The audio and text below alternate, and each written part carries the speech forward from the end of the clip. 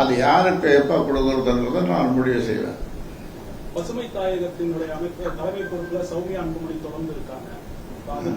பசுமை தாயகம் ஆமா தலைமை பொறுப்புல சௌமியா அன்புமணி தொடர்ந்து இருக்காங்க. அவங்க மேல ஏதாவது நடவடிக்கை எடுக்க வாய்ப்பு இருக்கா?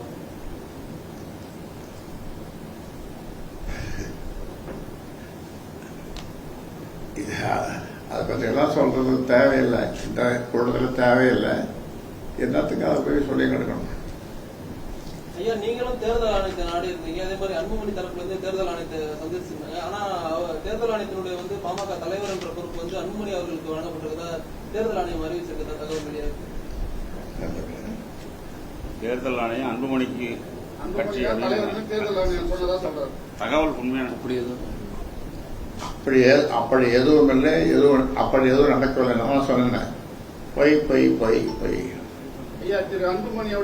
அதாவது நாங்க இப்ப நீக்கி இருக்கிறது ஒழுங்கு நடவடிக்கை குழு 2 முறை கூடி இந்த நடவடிக்கை எடுத்து கடிதங்கள் அனுப்பி நேரில் வரலாம், பதில் போகலாம், எதுவுமே செய்யல. அது உதாசீனப்படுத்தணும் தான். இப்ப நீங்க எவ்வளோ பாருங்க, சந்திரசேகர் ராவ் அவருடைய நண்பர் தான், தெலுங்கானா.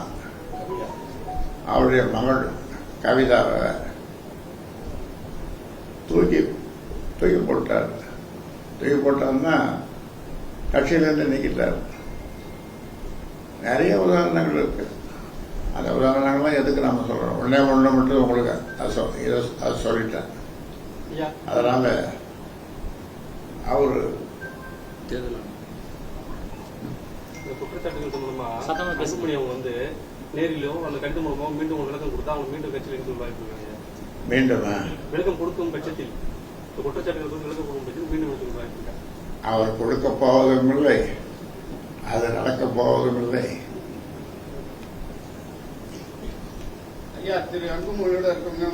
சொல்லுவாங்க பழமொழி, அத்தைக்கு மீசை முளைத்தால்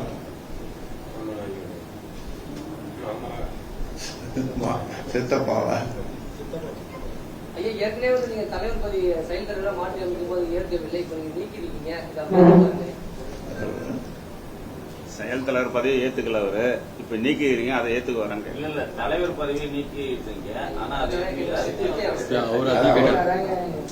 தலைவர் பதவியை நான் எடுத்துக்கிறேன். எனக்கு எல்லா அதிகாரமும் எனக்கு இருக்கு. ஏன்னா இது நான் தொடங்கிய கட்சி, இது ஒற்றை மனிதனுடைய உழைப்பால வளர்ந்த கட்சி. அதனால இவர் சரியா செயல்படல.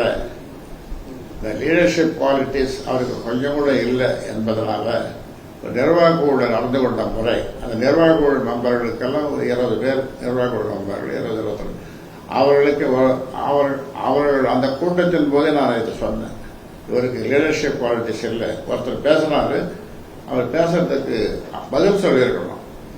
ஒவ்வொருத்தவரையும் பேச சொல்லி அதை குறிப்பு எடுத்து அவர்களுக்கு இது சொன்னார், இது சொன்னார், இதுக்கு பதில் நான் சொல்றேன்னு சொல்லியிருக்கணும். ஒருத்தர் பேச ஆரம்பிச்சதுமே அவரை கடிச்சே குதறிட்டாரு. அப்புறம் மற்றவங்களாம் என்ன சொன்னாப்புல, எல்லாருக்கும் நான் சொல்லி இப்படி பேசுங்கன்னு சொல்லி நான் சொன்னேன்னு மாதிரி அப்படி ஒரு பொய். அப்படி சொன்னால் அந்த நிர்வாக குழு மெம்பர்களை, உறுப்பினர்களை அவமதிப்பதாக அர்த்தம். நீங்க அங்க என்ன பேசணும், என்ன சொல்லிக் கொடுக்கறது? எதுவுமே இல்லை. அப்படி நடந்தது. அதனால போய் நிறைய போய் சொல்லுவார். அதனால்தான் அந்த கூட்டத்திலே சொன்னேன், தலைமை பண்பு இல்லை, லீடர்ஷிப் குவாலிட்டிஸ் விட்டு இல்லைன்னு சொன்னேன். இப்ப தொடர்ந்து நடக்கிற காரியங்களை பார்க்கும்போது, விரோதங்கள்லாம் பார்க்கும்பொழுது அது தோணுது. அதனால அவரோடு இருக்கிற சில பேர் அவரை தவறாக வழிநடத்துகிறார்கள் என்று நான் நினைக்கிறேன். அவர்கள் நாங்கள் தவறாக வழிநடத்தவில்லை, சரியாகத்தான் வழிநடத்துகிறோம், அவருக்கு ஆலோசனை சொல்கிறோம் என்று சொன்னால் என்னை ஒரு முறை அவர்கள் சந்திக்கட்டும். எல்லாம் குழுக்களாக இல்லை, தனித்தனியாக கூட சந்திக்கட்டும். நான் சொல்றது ஒரு 10 பேர். நான் வளர்த்த பிள்ளைகள், நான் கொடுத்த பதவிகள், நான் உருவாக்கிய பிள்ளைகள் இன்னைக்கு திசை மாறி போயிருக்காங்க.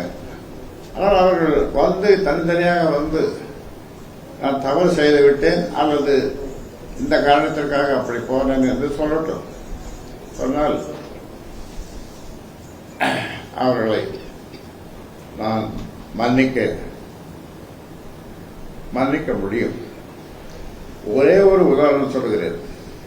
பிளே ஸ்டோர் மற்றும் ஆப் ஸ்டோரில் இருந்து பாலிமர் செயலியை QR கோடு மூலம் பதிவிறக்கம் செய்யுங்கள். செய்திகளை உடனுக்குடன் பெறுங்கள்.